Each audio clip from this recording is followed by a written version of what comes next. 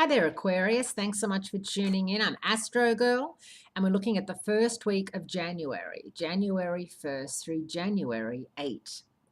And the kickoff for the first week of 2017 is a mixed bag of cosmic tricks. However, before looking ahead, let's look behind and see what carryovers we have from 2016. The first and most obvious one is Mercury retrograde carryover that gets this year off to a very slow start. At its best, this carryover from before Christmas is a reminder to finish tying up last year's loose ends. At its worst, it puts communication and transportation at a double disadvantage.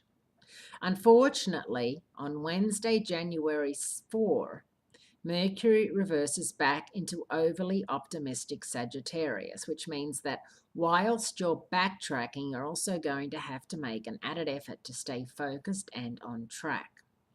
The good news is that even though Mercury still has a few more days in Sagittarius, your 11th house of hopes, dreams, wishes, and friendship, the retrograde ends this week on Sunday, January 8.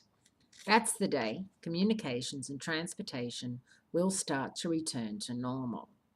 The other January 1st carryover is a Mars-Neptune conjunction from New Year's Eve, best described as post-holiday depression. Eating foods high in iron and getting enough sleep are your best bets to get you through this low energy field.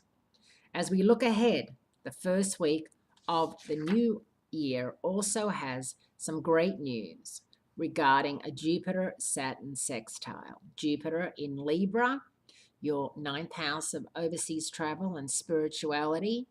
Saturn in Sagittarius, your 11th house of hopes, dreams, and wishes. So that's a very good sextile for you. A positive shift for Venus and a one-time meeting between the Sun and Pluto. On Sunday, there's a lucky lineup between Jupiter and Saturn that can be the spark that turns things in your favor if you've already done all the prep work. There's also happy news for relationships, Tuesday, January 3, when Venus, the goddess of love, moves into Pisces. Pisces is Venus's second favorite sign placement after Taurus. This sweet planet sign combo of compassion and idealism will be on hand to soften the hardest hearts until the beginning of February.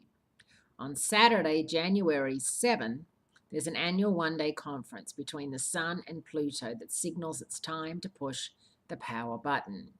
These two titans have been meeting up every year since 2008 in the sign of Capricorn, which is synonymous with corporate power. The Sun is our center of energy, and Pluto rules over crises and transformations. During the last 9 years, the entire world has been experiencing financial emergencies, drastic climate changes, and massive changes in the balance of power.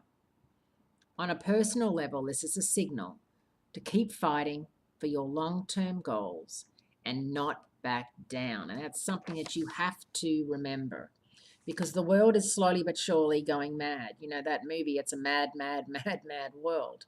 Donald Trump is the president of the U.S. He gets inaugurated shortly.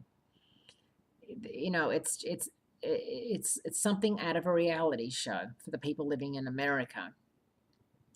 However, he's in due to the Electoral College, and it's just unfathomable that that's the way it's going to go.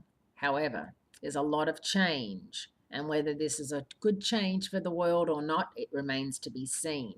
But all you can do is do your best. Love everyone and be an Aquarian to the end. Thanks so much for tuning in, and I'll speak to you again next week.